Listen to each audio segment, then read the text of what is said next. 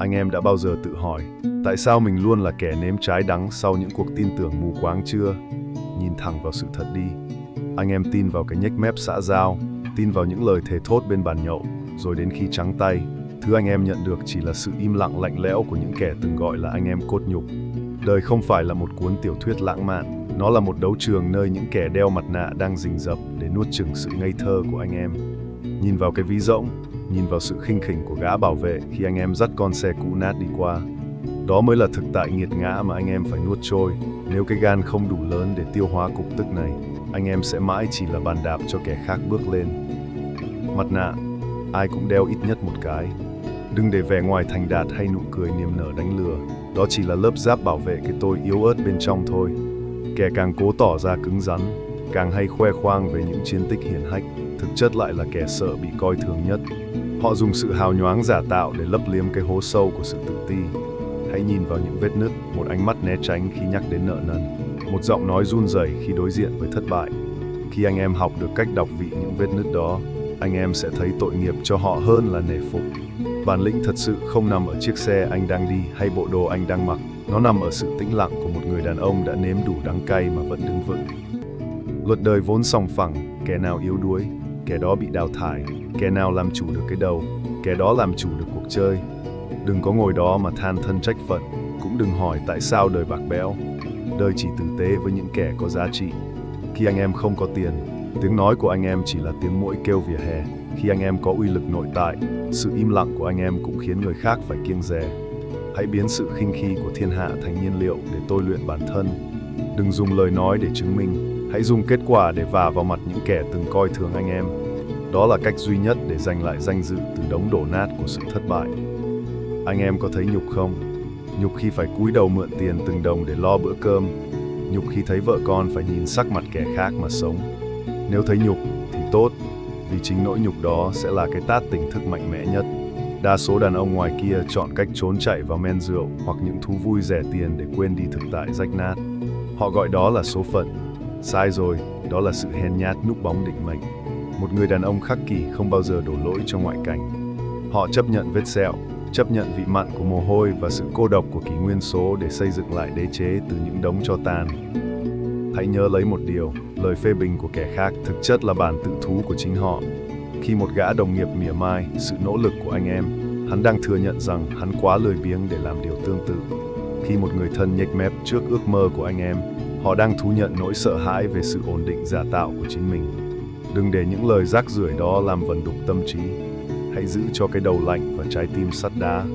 Trong thế giới mà mọi giá trị đều bị đem lên bàn cân của những thuật toán và đồng tiền bạc bẽo, nội lực khắc kỷ chính là tấm khiên cuối cùng bảo vệ anh em khỏi bị nghiền nát bởi sự tầm thường. Sự im lặng thường có sức nặng hơn ngàn lời nói. Hãy để ý những khoảng lặng trong một cuộc đối thoại. Khi anh em đặt một câu hỏi trực diện về trách nhiệm và đối phương lảng tránh, sự im lặng đó chính là câu trả lời thành thật nhất. Đừng cố gắng hỏi, hãy quan sát cái gáy chảy mồ hôi, đôi bàn tay đan chặt vào nhau của họ. Đó là lúc mặt nạ run rẩy. Người bản lĩnh biết cách dùng sự im lặng để tạo ra uy lực. Họ không cần gào thét để chứng tỏ quyền lực, họ chỉ cần hiện diện với một tâm thế bất biến giữa dòng đời vạn biến. Lớp vỏ bọc của sự đạo đức giả chính là thứ nực cười nhất trong xã hội này. Anh em có thấy những kẻ luôn miệng rao giảng về lòng nhân ái, về sự chính trực trên mạng xã hội, nhưng lại sẵn sàng nhếch mép khinh bỉ một người bán vé số dạo không? Đó là những gã diễn viên tồi trong vở kịch của sự hào nhoáng giả tạo. Một quân tử thực thụ không bao giờ cần phải gào thét cho cả thế giới biết mình là người tốt. Họ thực thi nghĩa khí một cách âm thầm, giống như dòng nước sâu luôn chảy lặng lẽ, nhưng sức công phá thì không gì cản nổi. Kẻ nào càng cố khoe khoang sự thánh thiện, kẻ đó càng đang che đậy một tâm hồn đầy rẫy những mưu hèn kế mọn. Đừng tin vào những gì họ nói, hãy nhìn vào cách họ đối xử với những người không mang lại giá trị lợi dụng cho họ. Bản chất của con người là luôn tự lừa dối mình trước khi lừa dối kẻ khác. Anh em hãy nhìn thẳng vào gương đi. Có bao nhiêu lần anh em tự nhủ rằng mình vẫn ổn trong khi ví tiền rỗng tuếch và tương lai mịt mù.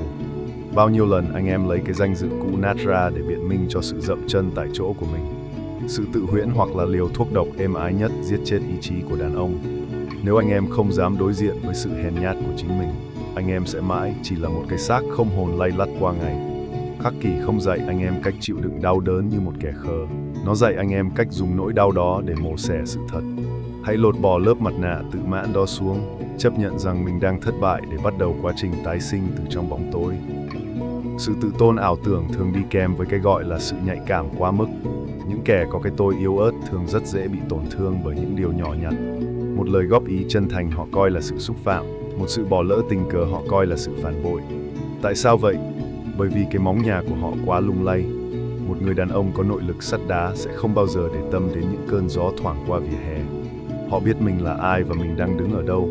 Nếu anh em còn thấy tức giận khi bị kẻ khác nói xấu, điều đó chứng tỏ anh em vẫn đang để vận mệnh của mình rơi vào tay kẻ khác. Hãy biến tâm trí mình thành một pháo đài bất khả xâm phạm, nơi mà những lời đàm tiếu chỉ như những mũi tên gãy vụn khi chạm vào vách đá đứng của bản lĩnh. Anh em định mang lòng tự trọng đi đổi lấy sự tử tế của kẻ mạnh à? Tỉnh lại đi, đời chỉ tử tế với kẻ có giá trị. Hãy nhìn vào những buổi họp lớp, nơi mà kẻ thành đạt được săn đón, tung hô, còn những anh em sa cơ lại lủi thủi ngồi ở góc tối. Đó không phải là lỗi của xã hội, đó là luật chơi. Thay vì ngồi đó oán trách sự bạc bẽo của bằng hữu, hãy dành thời gian đó để tôi luyện cái gan và khối óc của mình. Khi anh em đủ mạnh, sự tôn trọng sẽ tự tìm đến mà không cần cầu xin. Sự tôn trọng mua được bằng tiền hay sự thương hại chỉ là thứ hàng giả rẻ tiền. Sự kiêng dè nể phục từ sâu trong tâm can kẻ khác mới là uy lực thực sự của một quân tử. Đừng bao giờ để những con số trên hóa đơn hay cái nhìn lạnh nhạt của người thân nghiền nát lòng tự trọng của mình. Nhưng cũng đừng dùng cái lòng tự trọng đó làm cái cớ để lười biếng. Có một sự thật nghiệt ngã, đàn ông không có tiền là đàn ông không có tiếng nói. Đây không phải là triết lý của kẻ ham tiền, đây là thực tại của kẻ sinh tồn. Tiền không mua được hạnh phúc, nhưng nó mua được sự tự do để anh em không phải quỳ lạy trước những kẻ hèn hạ chỉ vì miếng cơm manh áo. Hãy rèn luyện một kỷ luật sắt thép, dậy khi kẻ khác còn ngủ, làm khi kẻ khác còn chơi, và im lặng khi kẻ khác đang khoe khoang. Đó chính là con đường khắc kỷ để thoát khỏi vũng bùn của sự tầm thường. Bây giờ là lúc để xác nhận sự tỉnh thức của anh em. Nếu anh em cảm thấy những nhát dao ngôn từ này đang chạm vào đúng chỗ đau, hãy đăng ký kênh để gia nhập hàng ngũ những người đàn ông chọn cách đối mặt thay vì trốn chạy.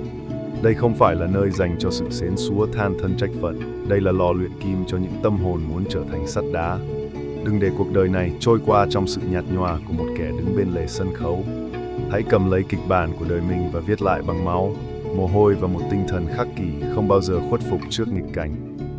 Sự vượt trội của một người đàn ông đôi khi chỉ nằm ở khả năng kiểm soát sự hỗn loạn bên trong. Anh em thấy đấy, kẻ nào càng cố kiểm soát mọi thứ quanh mình, từ cách vợ ăn mặc đến việc nhân viên làm việc từng ly từng tí, kẻ đó thực chất đang sống trong một sự hoảng loạn tột độ. Họ sợ sự bất định, họ sợ những thứ nằm ngoài tầm tay, nhưng luật đời rất rõ ràng, chỉ tập trung vào những gì anh em có thể kiểm soát. Anh em không thể kiểm soát miệng đời, không thể kiểm soát thời thế, nhưng anh em tuyệt đối có thể kiểm soát cách mình phản ứng với chúng. Khi anh em buông bỏ được cái khao khát kiểm soát mù quáng, anh em sẽ tìm thấy một sức mạnh mới, sức mạnh của sự thích nghi và bản lĩnh điềm tĩnh giữa tâm bão.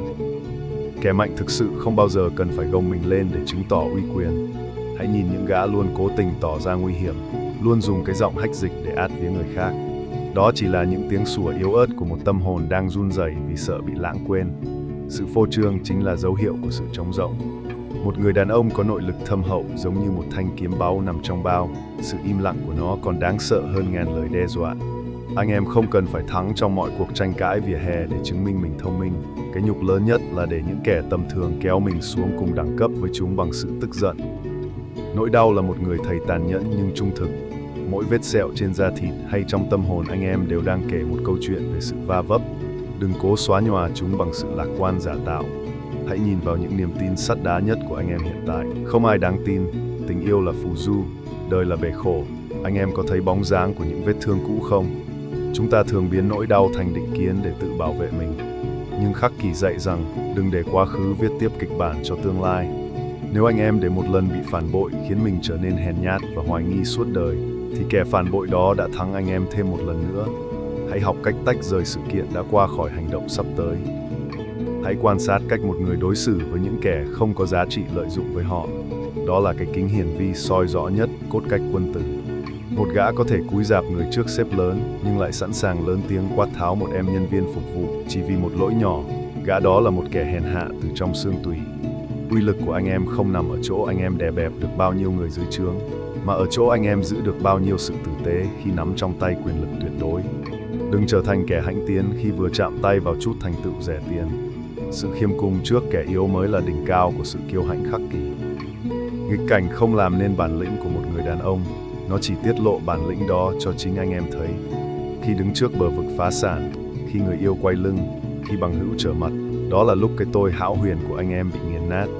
Đừng khóc lóc cầu xin sự thương hại, thế gian này không có chỗ cho nước mắt của kẻ yếu. Hãy im lặng và thực thi mệnh lệnh của kỷ luật. Đêm nay, hãy ngồi một mình trong bóng tối 30 phút, không điện thoại, không âm nhạc, chỉ có anh em và nỗi sợ của chính mình. Hãy nhìn thẳng vào nó và tự hỏi, nếu ngày mai mọi thứ tồi tệ hơn, mình vẫn đứng vững chứ? Nếu câu trả lời là có, thì chúc mừng, anh em đã bắt đầu chạm vào chân tướng của một quân tử khắc kỷ. Đừng bao giờ nhầm lẫn giữa sự cô độc và nỗi cô đơn. Kẻ yếu sợ một mình vì khi đó họ phải đối diện với sự trống rỗng của bản thân, còn người bản lĩnh chọn sự tĩnh lặng để mài sắc ý chí. Anh em có thấy trong cái kỷ nguyên số này, con người ta đang kết nối với nhau nhiều hơn nhưng lại thấu hiểu nhau ít đi không? Những nút like hay lời khen ngợi trên mạng xã hội chỉ là thứ thức ăn nhanh cho cái tôi đang chết đói của anh em thôi.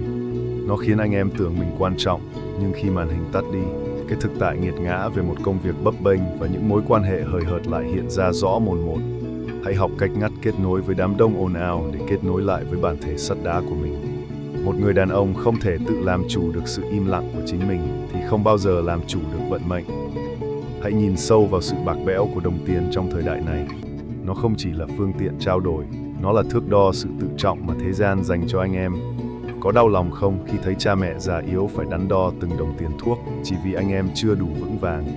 Có nhục nhã không khi thấy người phụ nữ của mình phải hy sinh những mong ước giản đơn để vun vén cho cái ví rỗng của chồng? Đừng dùng những triết lý cao siêu để biện minh cho sự nghèo khó. Nghèo mà sạch là tốt, nhưng nghèo vì lười biếng và thiếu kỷ luật là một tội ác đối với những người thân yêu. Khắc kỷ không bảo anh em phải chối bỏ vật chất, nó dạy anh em đừng để vật chất điều khiển tâm hồn.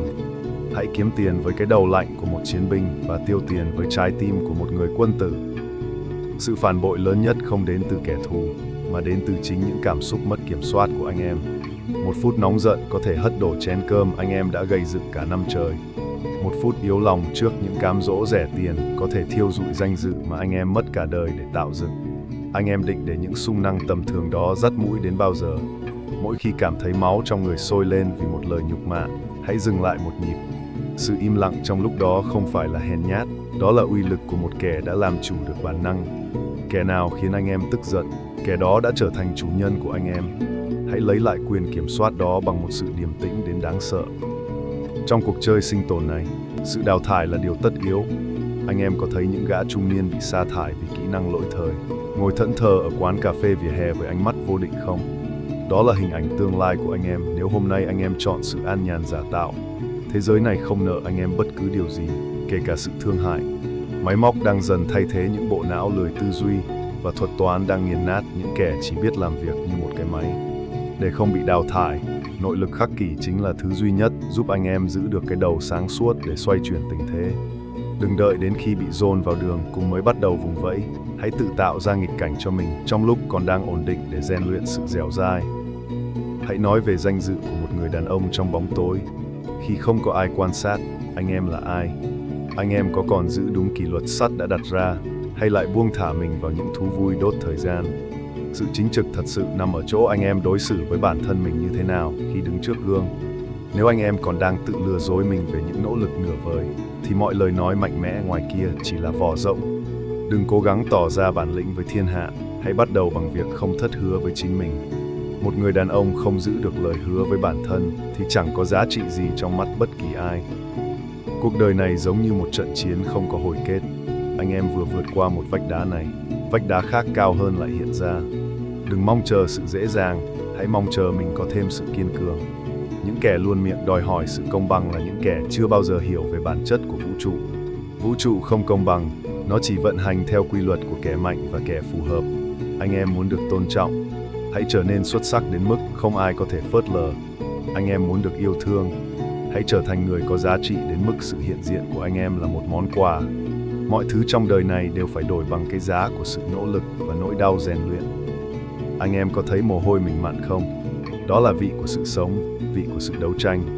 Mỗi khi cảm thấy mệt mỏi và muốn bỏ cuộc, hãy nhớ đến cái nhìn khinh khỉnh của kẻ thù và sự kỳ vọng âm thầm của những người tin tưởng anh em.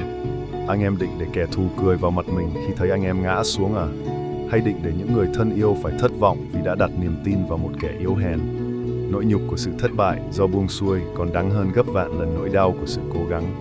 Hãy đứng dậy, lau sạch mồ hôi và tiếp tục bước đi với một khuôn mặt không cảm xúc. Sự lì lợm chính là vũ khí tối thượng của một người đàn ông khắc kỷ. Bản lĩnh không phải là không có nỗi sợ, mà là đi xuyên qua nỗi sợ đó với một đôi bàn tay run rẩy nhưng tâm thế vững vàng. Anh em sợ mất việc, anh em sợ bị bỏ rơi, anh em sợ sự nghèo khó. Tốt, hãy dùng nỗi sợ đó như một động lực để chuẩn bị cho những tình huống xấu nhất. Một người đàn ông luôn chuẩn bị cho cái chết thì không còn gì có thể làm hắn sợ hãi trong cuộc sống. Hãy tập cách sống tối giản, tập cách chấp nhận mất mát để khi nghịch cảnh thực sự ập đến, anh em vẫn có thể mỉm cười và nói, chỉ có thế này thôi sao? Đó mới là đỉnh cao của tự do tâm hồn. Sự im lặng của một người đàn ông không phải là sự trống rỗng, đó là một sự tích lũy của uy lực. Anh em có thấy những kẻ càng thiếu bản lĩnh thì càng nói nhiều không? Họ dùng lời nói để khỏa lấp nỗi sợ bị lãng quên. Họ dùng sự ồn ào để che đậy một tâm hồn đang rỉ máu vì sự tầm thường. Đừng bao giờ là kẻ đó. Một quân tử thực thụ biết rằng lời nói là thứ vũ khí quý giá nhất và anh ta không bao giờ rút kiếm ra chỉ để chém vào không khí. Khi anh em nói ít đi, từng lời anh em thốt ra sẽ mang sức nặng của một mệnh lệnh. Hãy tập trung vào việc tu dưỡng nội lực cho đến khi sự hiện diện của anh em trong một căn phòng đủ để khiến những kẻ huyên náo nhất cũng phải hạ giọng. Đó không phải là sự kiêu ngạo, đó là khí chất của một người đã chiến thắng được cái tôi hão huyền của chính mình. Hãy đối diện với thực tại nghiệt ngã này. Trong cuộc đời mỗi người đàn ông, sẽ có những lúc anh em phải đứng một mình giữa bão tố, không có anh em bằng hữu, không có người thân bên cạnh. Đó là lúc vũ trụ đang thử thách xem cái móng nhà của anh em được làm bằng bùn đất hay bằng đá tảng. Nếu anh em luôn dựa dẫm vào sự công nhận của kẻ khác để thấy mình có giá trị, thì khi họ quay lưng, anh em sẽ sụp đổ. Hãy xây dựng một đế chế trong tâm tưởng, nơi anh em là vị vua duy nhất. Đế chế đó không được xây bằng tiền bạc hay địa vị, mà được xây bằng những nguyên tắc sắt đá và sự tự trọng không thể xâm phạm. Khi anh em đã tự tại trong chính sự cô độc của mình, thì dù cả thế giới có quay lưng, anh em vẫn đứng vững như một vách đá đứng trước đại dương. Đừng bao giờ mong cầu sự thương hại từ những kẻ mạnh hơn. Sự thương hại là một hình thức khinh miệt được bọc trong lớp vỏ tử tế. Khi anh em than vãn về khó khăn của mình với thiên hạ, anh em đang trao cho họ quyền được ban phát sự thương hại đó. Hãy nuốt lấy nỗi đau vào trong. Hãy để mồ hôi tự khô trên trán thay vì dùng tay lau đi trước mặt kẻ khác. Một người đàn ông bản lĩnh phải biết cách biến những nhát chém của định mệnh thành những vết sẹo trang trí cho tâm hồn. Đời chỉ nể phục kẻ biết tự đứng dậy từ vũng bùn bằng chính đôi tay chai sạn của mình, chứ không bao giờ nể phục kẻ ngồi dưới hố sâu và gào khóc chờ người tới cứu. Hành động thực thi ngay đêm nay dành cho anh em. Hãy tắt hết mọi thiết bị điện tử. Ngồi một mình trong không gian tối tăm nhất của căn nhà trong đúng 30 phút. Đừng cầu nguyện, đừng hy vọng. Hãy quan sát từng ý nghĩ sợ hãi, từng sự hối hận về quá khứ đang trỗi dậy. Hãy nhìn thẳng vào chúng và chấp nhận rằng đó là một phần của anh em. Khi anh em không còn chạy trốn bóng tối của chính mình, anh em sẽ tìm thấy một nguồn năng lượng tĩnh lặng nhưng mạnh mẽ vô biên. Đó chính là sự tỉnh thức khắc kỷ. Từ ngày mai, hãy bắt đầu lại với một tâm thế của kẻ không còn gì để mất. Vì kẻ không còn gì để mất chính là kẻ đáng sợ nhất trên đời. Cuối cùng, hãy nhớ rằng cái chết là người bạn đồng hành trung thành nhất của chúng ta. Nó không nhắc chúng ta về sự kết thúc, nó nhắc chúng ta về việc phải sống sao cho xứng đáng với hơi thở đang có. Đừng để khi hơi tàn lực kiệt, anh em mới nhận ra mình đã sống cả đời chỉ để làm hài lòng những kẻ không đáng. Hãy trỗi dậy và viết lại vận mệnh của mình bằng những hành động âm thầm nhưng quyết liệt. Thế giới này không cần thêm những kẻ nói đạo lý, nó cần những người đàn ông có cái gan sắt đá để hiện thực hóa bản lĩnh quân tử giữa thời đại bạc bẽo này. Anh em chọn cúi đầu để được yên thân, hay chọn đứng thẳng để được tôn nghiêm? Câu trả lời nằm ở bước chân tiếp theo của anh em khi bước ra khỏi cánh cửa này.